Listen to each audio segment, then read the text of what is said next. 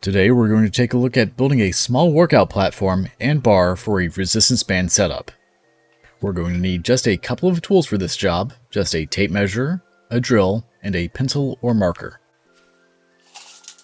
When it comes to the measurements for the bench, it just depends on what you have, but the idea is to have the bench centered on the boards underneath. I'm using 2x6 boards for this, but you could also use 2x4s if that's what you have. As for the spacing for the sideboards that the U-bolts for the bands will attach to, you want them spaced apart at 24 inches or however long of a bar you wish to use. Some people would prefer to use a 36-inch bar, and if that's the case, you'd want the two outside boards spaced at least 36 inches apart.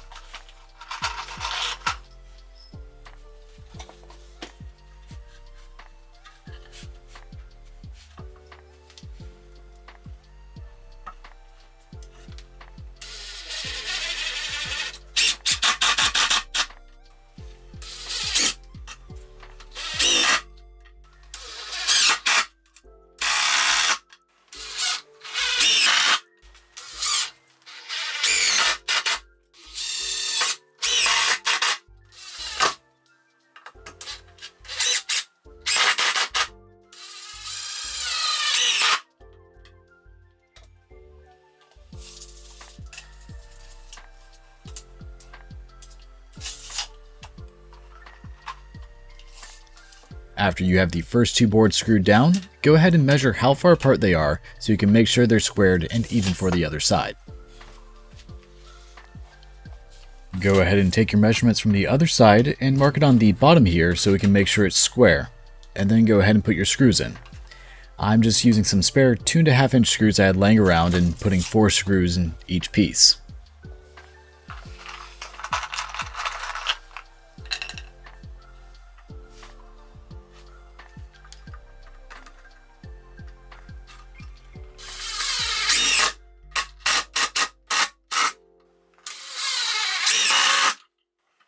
The wood I'm using is actually offcuts from the wall I built in a prior video and is a bit warped, but fortunately this isn't really an issue once the bench is sitting on top of it, plus the screws do a wonderful job of pulling it tight.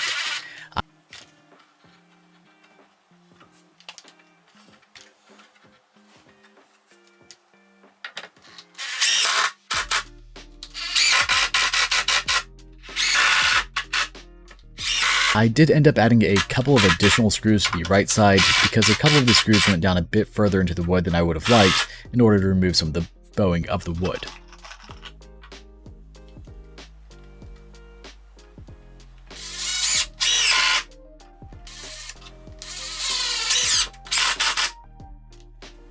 With the frame built, it's time to mark out where we want our U-bolts to go. I chose to go 12 inches down as that seemed like a pretty nice distance to be shoulder height down when laying down on the bench. After you have the height measured, mark the spacing across, which for me was 24 inches across.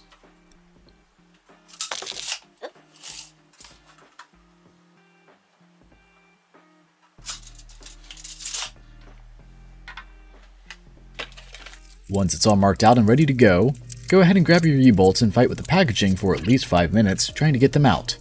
After you're done fighting with them, take the plate for them and center it on the 12-inch mark.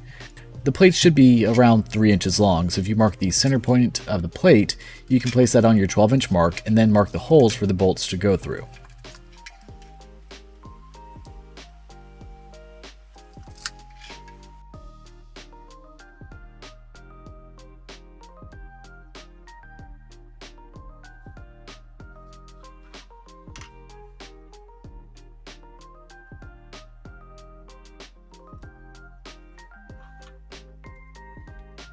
When it comes to drilling the holes, you don't have to be all that precise with the size of the holes, as it just makes it that much more difficult to get the bolt to actually go through the holes afterward, as you see me fight with.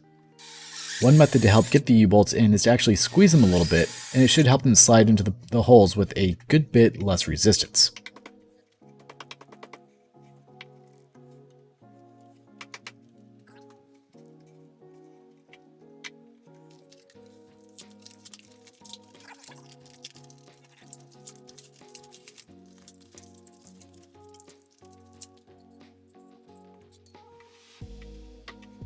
After both U-bolts are through the front of your frame, go ahead and flip it over so you can put the plate and nuts on. This is probably the easiest part of the whole assembly. Simply put the backing plate on and then put the nuts on over it. You could add some thread locker to the nuts if you're concerned about them backing off, but I didn't do that here. Hopefully it won't be an issue. I only tightened them down to where the bolt was flush with the end of the nut, as that seemed like the easiest way to have all 4 of them be even to me. After you have all 4 nuts on, go ahead and flip over the frame one last time and use a hammer, a piece of wood, or whatever you have to lever up on the U-bolts to get them nice and tight on the back side.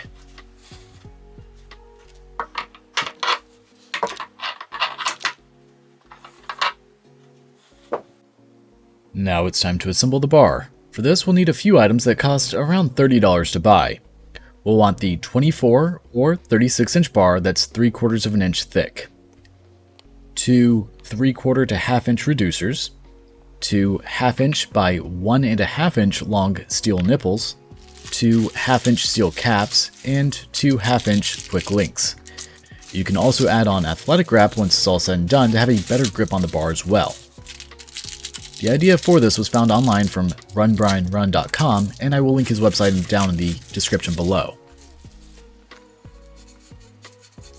Everything for this part of the project can be purchased from any local hardware store, such as Home Depot, Lowe's, Ace Hardware, whatever your local store is. The only thing that you need to get somewhere else would be, obviously, your bench and your resistance bands.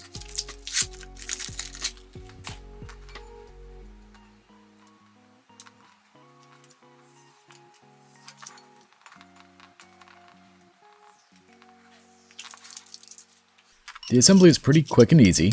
Put the 2 reducers on first on both sides, followed by the 2 1 1/2 inch steel nipples, which you may want pliers for tightening them down as those threads are pretty sharp and can cut you.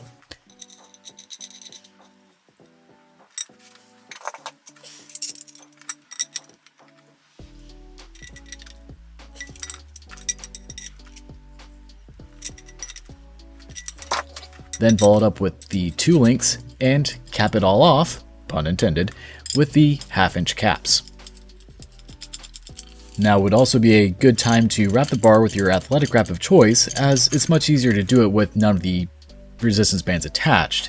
After using this bar for a bit, I recommend putting a good bit extra at the ends to make it a bit more comfortable on your hands. If you want the hand section to be even thicker, you could also grab some pipe insulation and put it over as well, and then wrap that so that way it stays where you want it to be.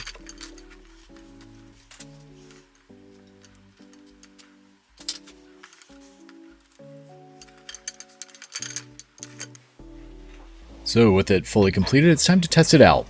The first thing I noticed when I went to use it was that it doesn't feel like free weights, obviously, and there are a few things that could be done to improve how it feels. For me, I'd probably want closer to a 30-inch width, so a 36-inch setup would be better, but I don't have the room for that currently. The other thing is that, depending on your bench, you may need to raise the bench with extra pieces of wood, so that way you have resistance on the bands through the full range of motion.